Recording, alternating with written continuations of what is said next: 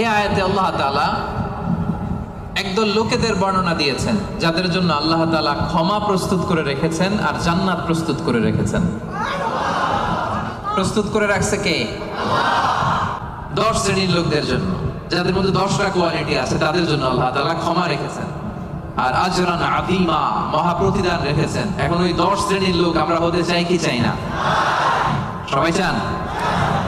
এই 10টা অ্যাট্রিবিউট, 10টা বৈশিষ্ট্য যাদের জন্য আল্লাহ তাআলা ক্ষমা প্রস্তুত রেখেছেন, যাদের জন্য আল্লাহ তাআলা আজরান আযীমা, মহা প্রতিদান রেখেছেন, ওই 10 শ্রেণীর লোক হতে আমরা চাই কি চাই না?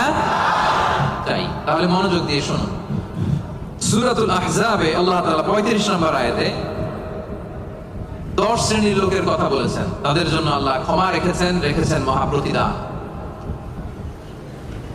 শুরুতে আমরা এই আয়াতের শানে নুজুল জানবো, কোন প্রেক্ষাপটে এই আয়াতটা নাযিল হয়েছে। বিষ্ণু ঈসা ইসলামের স্ত্রী উম্মে সালামা রাদিয়াল্লাহু তাআলা আনহা, উনি বললেন, ইয়া রাসূলুল্লাহ, আর-রিজালু ইউযকারুনা ফিল কুরআন ওয়ান নিসাউ লা ইউযকারনা।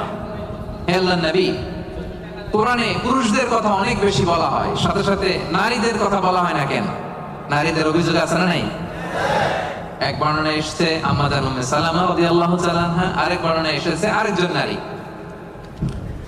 তারা এসে বললেন, ইয়া রাসূলুল্লাহ, ইয়া হাবিবাল্লাহ, আর-রিজালু ইউযকারুনা ফিল কুরআন ওয়ান নিসাউ লা ইউযকারনা। কোরআনের মধ্যে পুরুষবাচক শব্দ দিয়ে বেশি বেশি কথা বলা হয়, বর্ণনা দেয়া হয়, পুরুষের নাম বলা হয়, কিন্তু নারীদের কথা কেন উল্লেখ করা হয় না?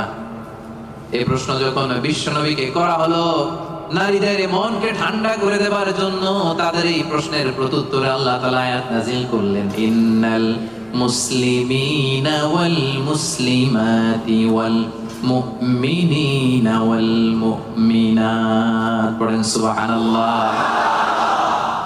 এই আয়াতের প্রেক্ষাপটে নারীদেরকে খুশি করে দেওয়ার জন্য আল্লাহ তাআলা নাযিল করলেন, ইন্নাল মুসলিমিনা ওয়াল মুসলিমাত ওয়াল মুমিনিনা ওয়াল মুমিনাত। মানে মুসলিম নর এবং নারী, মুমিন নর এবং নারী, বিশ্বাসী নর এবং নারী। শুধু মুমিনিন, আল মুমিনিন বললে এর মধ্যে পুরুষ এবং নারী আছে না নাই?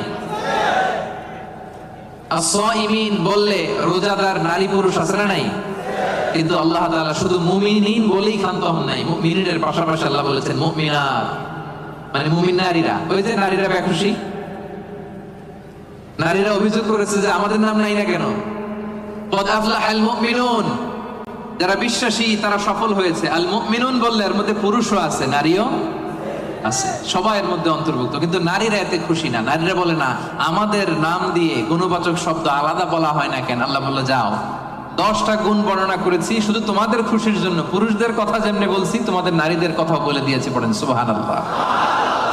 এজন্য আল্লাহ বললেন, ইন্নাল মুসলিমিনা ওয়াল মুসলিমাত, মুসলিম নর ও নারী, মুমিনিন ওয়াল মুমিনাত, বিশ্বাসী নর ও নারী, কানিতিন কানিতাত, অনুগত নর ও নারী, সাদিকিন সাদিকাত, সত্যবাদী নর এবং নারী, সাবিরিন সাবিরাত, ধৈর্য ধারণকারী নর এবং নারী, খাশিঈন খাশিআত, বিনীত নর এবং নারী, মুতাসাদ্দিকিন মুতাসাদ্দিকাত, দানশীল নর এবং নারী, সাইমিন সাইমাত, রোজা পালনকারী সিয়াম পালনকারী নর এবং নারী, হাফিদিনা ফুরুজাহুম হাফিজাত, লজ্জাস্থান হেফাজত করে এরকম নর এবং নারী, যাকিরিন যাকিরাত, জিকিরকারী নর এবং নারী, তাদের জন্য আমি আল্লাহ প্রস্তুত করে রেখেছি ক্ষমা, তাদের জন্য রেখেছি মহা প্রতিদান। পড়েন সুবহানাল্লাহ।